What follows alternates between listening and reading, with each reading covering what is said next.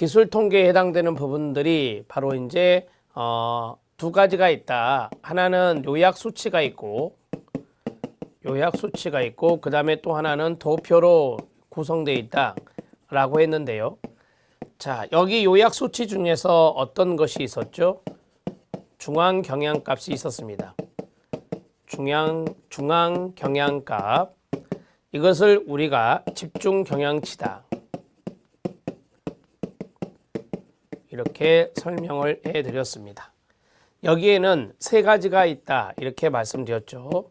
자, 평균이 있다라고 했고, 평균은 합산을 해서 나누기 때문에 등간, 그 다음에 비율, 변수로 가능하고, 그 다음에 두 번째 중앙치라고 하겠습니다. 중앙치는 바로 서열해서 딱 가운데니까 서열 변수와 연관성이 있다 라고 말씀드렸고요. 그 다음에 최빈치가 있다. 최빈치는 가장 많은 빈도가 있는 수치를 말하는 거니까 이거는 명목 변수와 연관성이 있다 이렇게 정리할 수 있습니다. 자, 그 다음에 제가 그림을 하나 그려 드린다 했는데요. 그림을 그릴 때 잘 보세요. 정규 분포 곡선이 있고 좌측 우측으로 편포된 것이 있습니다. 자, 정규 분포 곡선을 이렇게 좌우 대칭의 종 모양, 그 다음에 여기가 마이너스인지 아시죠? 여기가 플러스예요. 여기가 마이너스고 여기가 플러스 쪽입니다. 정규 분포 곡선이잖아요. 자, 이것은 평균과 이퀄 중앙치와 이퀄 최빈치가 모두 똑같습니다. 이때 평균은 0이다 라고 말합니다. 평균은 0이다 라고 말하고요. 이게 이제 정규 분포 곡선이라고 해요. 자, 여기에서 두 번째는 마이너스 쪽으로 이렇게 치우쳤어요. 그 다음에 여기는 플러스 쪽으로 이렇게 치우쳤습니다. 자, 이럴 때 이쪽은 높은 점수의 그룹이거든요. 여기는 낮은 점수의 그룹이에요. 그래서 최빈치가 여기는 높게 형성되고 이건 최빈치가 낮게 형성되겠죠. 그래서 평균 가운데 중앙치가 있다 그랬어요. 중앙치가 가운데, 그 다음에 여기는 수치가 큰 사람들, 높은 사람들이 많기 때문에 최빈치가 가장 크다 이렇게 말할 수 있어요. 이것을 우리는 마이너스 쪽으로 꼬리가 내려온 것을 부적 편포라고 해요. 부적 편포 이렇게 정리할 수 있고, 자, 그 다음에 플러스 쪽으로 꼬리가 늘어진 것을 정적 편포라고 합니다. 정적 편포라고 하고, 여기에서는 최빈치가 마이너스에 많이 있죠. 마이너스 쪽에 많아요. 점수가 낮은 사람들이 많다라는 소리거든요. 따라서 이거는 최빈치가 가장 작아요. 평균, 그 다음에 중앙치, 그 다음에 최빈치 이렇게 정리할 수 있어요. 자, 정리가 됐죠? 이게 가장 핵심이기 때문에 핵심적인 내용 두 가지를 말씀을 드렸습니다. 자, 여기 정규 분포 곡선은 또 나올 겁니다. 부적 편포, 정적 편포까지 정리해 드렸습니다. 자, 이제 그 변산도에 대해서 보겠습니다. 변산도란 한 집단의 점수 분포의 흩어진 정도만 밑줄 쫙 그으세요. 흩어질 산자를 쓰는 거예요, 변산에서. 그래서 흩어진 정도를 요약해주는 수치를 말하는데, 변산도를 나타내는 수치는 여러 가지가 있어요. 범위가 있고, 사분 편차, 사분위 편차가 있고, 평균 편차가 있고, 표준 편차가 있는데 가장 많이 쓰는 게 4번이에요. 표준 편차 별표 하나. 자, 변산도에서 첫 번째 범위 들어갑니다. 범위는 우리가 가장 높은 점수하고 가장 낮은 점수, 이걸 두 개를 봐서 높은 점수에서 낮은 점수를 빼는 거거든요. 그래서 플러스 2를 해요. 자, 우리가 이제 그 사람의 신장을 잰다라고 가정했을 때 정확하게 정수로 떨어지지 않고 소수점이 나올 수 있거든요. 그래서 정확 상한계와 정확 하한계를 감안해서 플러스 2를 해준다고 해요. 범위는 점수 분포에 있어서 최고 점수와 최하 점수까지의 거리를 의미합니다. 범위를 레인지라고 해서 R이라고 많이 표시하는데요. 자, 이것은 R은 최고 점수 마이너스 최저 점수 플러스 1로 나타냅니다. 여기서 플러스 1은 최고 점수 정확 상한계와 최저 점수 정확 하한계까지의 거리가 범위를 포함해 있기 때문에 플러스 1을 해준다고 해요. 2, 5, 6, 8 네 가지 점수가 있는 경우 이것의 범위는 어떻게 될까요? 8-2 플러스 1이 돼요. 그래서 7이 된다라고 보시면 돼요. 그런데 이 범위의 문제점은 뭐냐면 양쪽 극단만 생각하잖아요. 그 가운데는 신경을 쓰지 않죠. 그래서 이것을 보완하기 위해서 4분위 편차란 걸 쓰는 거예요. 4분위 편차라고 하는 것은 무엇일까요? 4등분을 하는 겁니다. 이렇게 하나, 둘, 셋, 4등분을 해요. 그럼 딱 여기가 50 지점이거든요. 절반 지점이에요. 자, 그러면 이쪽을 0으로 잡고 이쪽을 25, 여기를 75로 잡을 수 있죠. 여기를 100으로 잡을 거예요. 그러면 범위는 양쪽 극단을 생각했다면 4분위 편차는 4등분으로 나누어서 여기서부터 여기까지를 합산을 해요. 그러니까 빗금친 부분, 이 부분과 그 다음에 이 부분을 합산을 해요. 합산을 해서 어떻게 해야 되겠어요? 네, 2로 나누는 거예요. 이게 바로 4분위 편차가 돼요. 이게 바로 4분위 편차가 된다. 이렇게 정리할 수 있어요. 자, 정규분포 곡선을 생각을 해보면 이런 식으로 그려진다 그랬죠. 가운데에 있는 부분들이 많아요. 그래서 가운데에 있는 것을 취해서 2로 나눈다 라고 보시면 돼요. 자, 보겠습니다. 4분위 편차. 4분 편차는 범위가 양극단의 점수에 의해 좌우된다는 단점을 가지므로 점수 분포상에서 양극단의 점수가 아닌 일정한 위치, 어떤 일정한 위치에 있는 점수 간의 거리를 비교하고자 하는 것입니다. 즉, 4분위 편차는 범위가 가지고 있는 단점인 양극단의 점수의 영향을 배제하기 위해 만든 것입니다. 전체 사례를 4수로 나눕니다. 100분위 75에 해당되는 100분위 점수에서 100분위 50에 해당되는 100분위 점수까지의 거리. 그러면 이게 파란색이죠. 자, 그 다음에 100분위 50에 해당되는 100분위 점수에서 100분위 25에 해당되는 100분위 점수까지의 거리. 그러면 노란색 부분이죠. 이거를 합산을 해서 2로 나누는 거예요. 그게 바로 그림으로 그리면 이렇게 되는 거예요. 자, 중앙치로부터 100분위 25가 되는 평균 거리를 산출한 것이다 라고 말할 수 있어요. 봐보세요. 이게 중앙치예요. 중앙치에서 25, 25 같잖아요. 그래서 이것을 중앙치로부터 100분위 25가 되는 중앙치로부터 100분위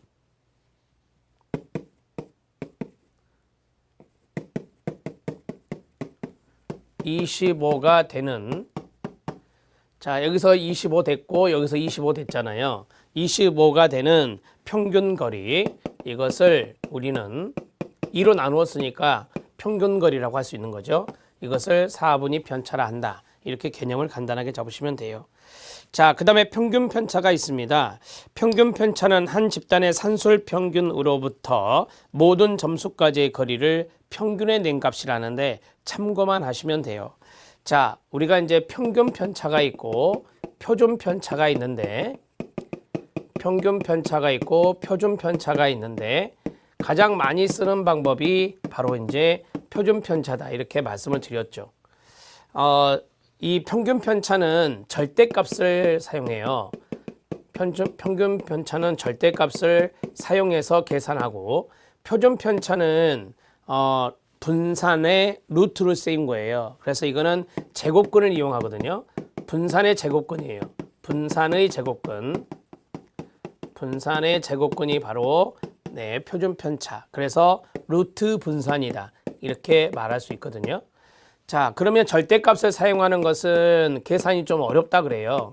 계산이 어렵다라고 보시면 되고, 이거는 우리가 이제 분산은 제곱값이거든. 분산은 제곱값이에요. 평균의 제곱값이거든요. 거기다가 루트를 씌우면 우리가 이제 그 수치가 절반으로 줄어들잖아요. 그래서 이거는 계산이 쉽다라고 해요. 계산이 용이하다. 그래서 이것을 더 많이 활용한다라고 보시면 돼요. 우리가 이제 보통 편차라고 하면 평균에서의 어떤 떨어진 거리를 편차라고 하거든요. 편차라고 하는데 평균 편차는 많이 활용되지 않습니다. 많이 활용되지 않고 그 다음에 여기에 표준 편차는 많이 활용한다. 이렇게 간단하게 노트를 해주시면 돼요. 자, 평균 편차 뒷부분을 보면 평균 편차는 수리적인 조작에 한계가 있다. 계산이 좀 어렵다라고 말씀드렸잖아요. 그래서 추리 통계에서는 사용되지 않는 편이고요. 자, 아래 각주가 있는데 아래 각주 다 이해되시죠? 다 앞에서 말씀드렸던 거고요. 그 다음에 표준 편차 들어가면 표준 편차는 우리가 보통 표준 편차를 낼 때 평균하고 연관되어서 내거든요. 통계 집단의 단위의 계량적 특성값에 대한 삼포도 동그라미요. 편차니까 흩어져 있는 정도를 알아본다라고 했잖아요. 자, 삼포도를 나타내는 도수 측정값을 말하며 한 집단의 거기서부터 밑줄 쫙 그어볼래요? 한 집단의 수치들이 어느 정도 동질적인지를 표현하기 위해 개발한 통계치예요.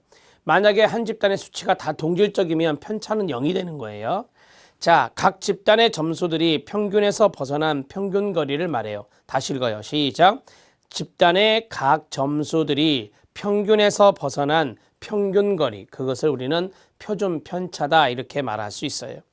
만약에 표준 편차가 0이면 모두 똑같은 값을 갖고 있는 거예요. 표준 편차가 크면 클수록 관측값 중에는 평균에서 떨어진 값이 많이 나타나는 거예요. 그래서 편차가 심하다 이렇게 말하는 거죠. 표준 편차는 3포의 정도를 나타낸다라고 했어요. 3포의 정도, 흩어짐의 정도를 나타낸다 이렇게 말씀드렸죠. 이게 3포다 이렇게 말할 수 있어요. 자, 그러면 자료의 분석 들어가기 전에 변산도라고 하는 것이 있었죠. 변산도와 연관성이 있는 것을 좀 보면 변산도에는 범위가 있다. 그 다음에 4분 편차, 4분위 편차라고도 합니다. 4분위 편차가 있다. 그 다음에 편차가 들어갔네요. 평균 편차가 있다. 평균 편차가 있다. 편차가 들어갔네요. 그 다음에 표준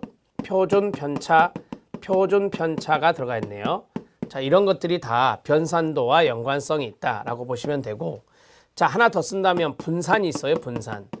분산은 여기 말씀드렸잖아요. 분산은 수치가 크기 때문에 거기다가 제곱근을 씌우면 바로 이제 여기 표준 편차와 관련성이 있다 이렇게 정리해 드렸죠. 자, 변산도를 측정할 수 있는 어떤 수치들을 계산하는 방법들이 이런 것들이 있다라고 보시면 되겠습니다. 자, 변산도가 무엇이라 했었죠? 네, 자료의 흩어짐의 정도입니다. 자료의 흩어짐의 정도를 나타내는 것이 바로 변산도다 이렇게 설명해 드릴 수 있습니다. 자, 밑에 자료의 분석에서 분포도가 나옵니다. 이 분포도에 각주가 하나 붙었는데요. 자료를 정확하게 제시하는 가장 기본적인 방법 중에 하나가 분포도라고 합니다. 분포도는 사례들의 점수를 각 점수대별로 표현한 겁니다. 그래서 대부분의 변수들은 사례수가 충분하다면 정규 분포를 이룬다라고 하는데 그 사례수에 쓰세요. 사례수가 30사례 이상이면은 우리가 이제 정규 분포를 가정한다라고 말해요. 정규 분포를 가정한다. 자, 이렇게 정리해 놓으시고 밑에 정규 분포를 보면 그 가운데 M이라고 써졌잖아요. 이게 바로 평균이라고 하는 거예요. 평균이고, 자, 첫 번째 색깔로 음영으로 되어 있는 부분이 68.3%잖아요. 이게 이제 평균 좌우에 해당되는 이 사람들이 전체에서 68.3%를 차지한다는 거고, 그 다음에 두 번째 구간이 있죠. 두 번째 구간이 95.5%가 차지한다는 거고, 마지막 세 번째 구간이 바로 99.7%가 바로 마지막 세 번째 구간이 여기에 해당된다라고 보시면 돼요. 자, 거기에 시그마라는 표시가 있어요. 이 시그마라는 표시가 있는데 이 시그마가 바로 표준 편차다 이렇게 보시면 돼요. 시그마가 바로 표준 편차다 이렇게 정리하시면 돼요. 자, 그러면 이 정규 분포 곡선을 한번 그려보도록 하겠습니다.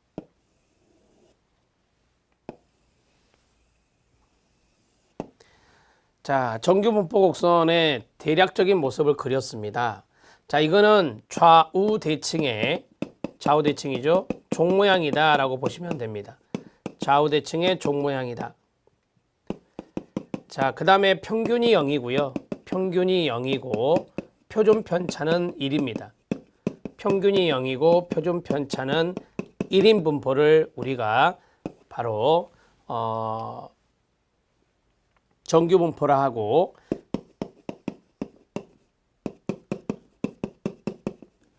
정규 분포는 평균을 알 수가 있고 표준 편차를 알 수 있죠. 따라서 여기에 따라서 모양이 결정될 수 있다. 정규 분포의 모양이 결정될 수 있다. 이렇게 정리하시면 됩니다. 자, 첫 번째는 딱 가운데 지점을 잡고, 여기가 평균이라 그랬죠. 평균과 앞에서 말씀드렸어요. 중위수와 최빈값은 똑같이 같다. 0이다. 이렇게 말씀드렸고, 그 다음에 이것을 첫 번째 구간 대략적으로 그리는 겁니다, 여러분. 두 번째 구간, 그 다음에 세 번째 구간이 있습니다. 자, 첫 번째 구간을 위로 표시하면요, 여기가 대략적으로 쓰겠습니다. 68.3%인데 68%라고 보시면 되고, 그 다음에 두 번째 구간을 이쪽에다 그리겠습니다. 두 번째 구간은 95.5%인데 95%로 적겠습니다. 세 번째 구간은 99.7%인데 자, 99%로 쓰겠습니다. 전체의 99%가 여기에 해당된다라고 하는 것이고요. 자, 여기를 우리가 M이라고 했었죠. M, 평균 M이라고 했어요. 그리고 여기 표준 편차가 1이라고 했잖아요. 그러니까 이쪽은 M-1 시그마가 되고, 여기에 편차가 1입니다. 1이고 1이에요. 그래서 M-2 시그마가 되고, 플러스네요. 오른쪽이니까 플러스 M 플러스 3 시그마가 되는 거예요. 이쪽이 플러스 쪽이잖아요. 이쪽이 마이너스 쪽이고, 이렇게 정리할 수 있어요. 그럼 해봐요. 여기 시작. M 시그마. 여기는요. M 2 시그마. 여기는요.